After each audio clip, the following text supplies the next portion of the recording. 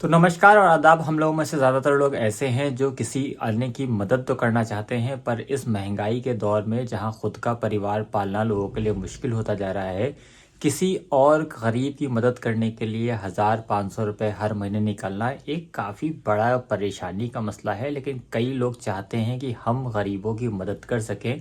तो आज मैं आपको कुछ ऐसी योजना बताने वाला हूं गवर्नमेंट की, जिसमें आप सिर्फ कुछ पैसे खर्च करके किसी गरीब महिला का भला कर सकते हैं और उसके बदले सरकार उसे देने लगेगी हर महीने 1,000 रुपये, जिसका भुगतान उस महिला को हर तीसरे महीने यानी 3,000 रुपये के तौर पर किया जाएगा।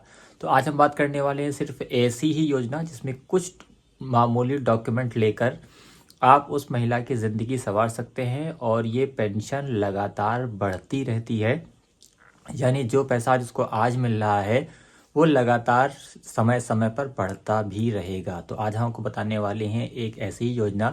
तो अगर आप भी चाहते हैं कि आपके आस पड़ोस रहने वाली किसी महिला को जिसका पति अब इस दुनिया में ना हो और उसके बच्चे उसका साथ ना देते हों, या हो सकता है उनकी भी फैमिली कंडीशंस ऐसी ना हो कि वो अपनी माँ या अपनी सास को पाल सकते हों, तो उनके लिए काफ़ी बेहतर होने वाला है। आप इस योजना के तहत उनका आवेदन करवा सकते हैं। इसमें कुछ रुपए ही खर्च होने हैं, चंद रुपए आप खर्च कर देंगे, उसके बदले आपको ताउम्र उनकी दुआएं मिलती रहेंगी बिना कुछ किए। चंद रुपए और कुछ दौड़ भाग और उनका भला हो जाएगा और आपके लिए ज़िंदगी भर की दुआओं का सहारा हो जाएगा। तो आज हम बात करने वाली हैं, उस योजना का नाम है विधवा पेंशन। जी हाँ, वो विधवा पेंशन जिसमें महिलाओं को सबसे ज़्यादा दिक्कत होती है अपने पति के देहांत के बाद। अगर किसी महिला को सबसे ज़्यादा दिक्कत होती है तो वो है पैसा, यानी वो पैसा जिसके लिए उसके पति ने दर दर की ठोकरें खाई, अपने बच्चों को पालने के लिए पैसा लगाया। मगर सच यही है कि आज के वक्त में एक माँ बाप अपने 7 औलादों को पाल सकते हैं, पर 7 औलादें मिलकर अपने एक माँ या बाप को नहीं पाल सकती हैं। और बाप के मरने के बाद तो उस महिला के लिए जीवन और ज़्यादा मुश्किल हो जाता है। तो आज मैं आपको बताता हूँ कि क्या करके आप उस महिला का भला कर सकते हैं। अगर आप भी चाहते हैं ऐसा कुछ करना, तो सिर्फ कुछ स्टेप्स को फॉलो करें और उसकी पेंशन आप बनवा सकते हैं। क्या डॉक्यूमेंट लगेगा, क्या प्रोसेस है, क्या क्राइटेरियाज़ हैं, ये सब मैं आपको पूरी इन्फॉर्मेशन देने वाला हूँ। तो अगर आप चाहते हैं तो वीडियो को पॉज करके डॉक्यूमेंट्स नोट कर सकते हैं, या फिर अगर आप चाहें तो वीडियो को बार बार सुनकर भी चीज़ों को याद कर सकते हैं। तो सबसे पहले बात करते हैं कि कौन सी महिलाएं इसके लिए एलिजिबल होती हैं। तो हर वो महिला जिसके पति का देहांत हो चुका हो, वो इस योजना में आवेदन करने के लिए पात्र होती है। चाहे उस महिला की उम्र 18 साल से अधिक हो, बस इसके अलावा कोई भी क्राइटेरिया नहीं है एज को लेकर। चाहे वो 18 साल की हो, 19 साल की हो, 20 साल की हो या 80 साल की हो, सभी के लिए एक ही सबसे पहली शर्त है, वो ये कि उनके पति अब इस दुनिया में ना हो। डॉक्यूमेंट में क्या क्या आपको उन महिलाओं से कलेक्ट करना है, डॉक्यूमेंट में आपको उनसे लेना है। मैं शहरी क्षेत्र के लिए पहले बता दे रहा हूँ। अगर वो महिला के पति का देहांत हो चुका है तो सबसे पहले आपको उनका डेथ सर्टिफिकेट लेना है, जो कि आपकी नगर पालिका या नगर निगम से अप्रूव होना चाहिए। उसके अलावा आपको उनके साथ एक आय प्रमाण पत्र, जिसको इनकम सर्टिफिकेट बोलते हैं, शहरी क्षेत्र में मैक्सिमम यानी सब ज़्यादा से ज़्यादा 54,000 रुपये वार्षिक का हो। इससे कम का हो तो बेहतर है, लेकिन 54,000 रुपये से ज़्यादा का ना हो।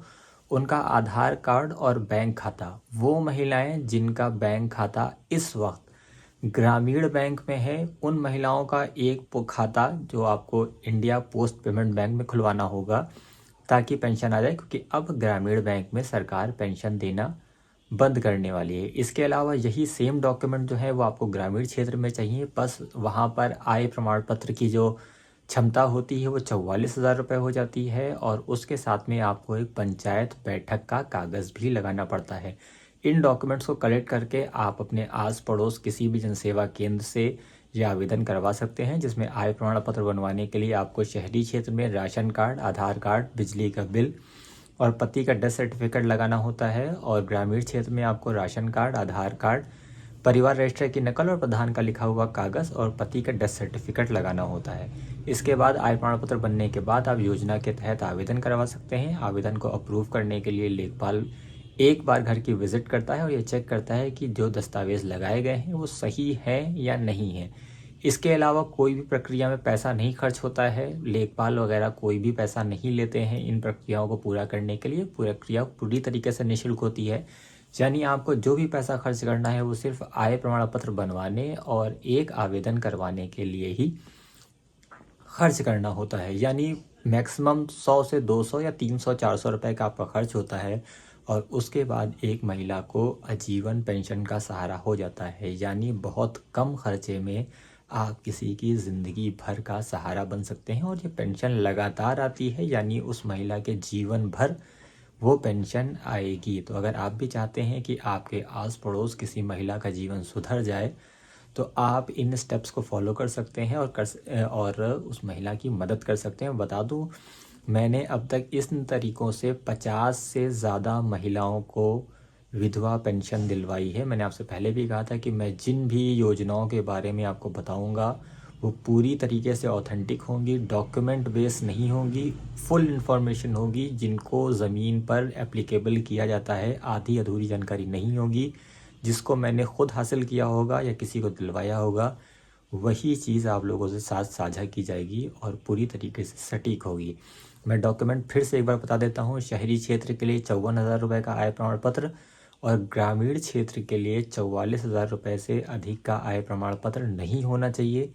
किन बातों का आपको ध्यान रखना है? ध्यान सबसे ज़्यादा आपको इस बात का रखना है कि आप गलत आय प्रमाण पत्र के आधार पर आवेदन कतई नहीं करवाएं। यह ऐसा नहीं है कि आपका 54,000 रुपये से अधिक का शहरी क्षेत्र में बन गया या ग्रामीण क्षेत्र में 44,000 रुपये से ज़्यादा का आय प्रमाण पत्र बन गया फिर भी आप ये सोचकर आवेदन करवा दें कि अरे कोई बात नहीं, थोड़ा सा ही तो ऊपर नीचे है।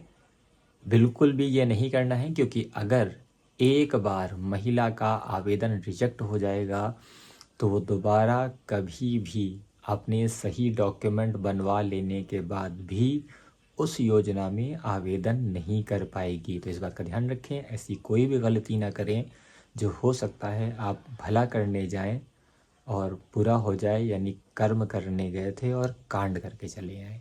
धन्यवाद।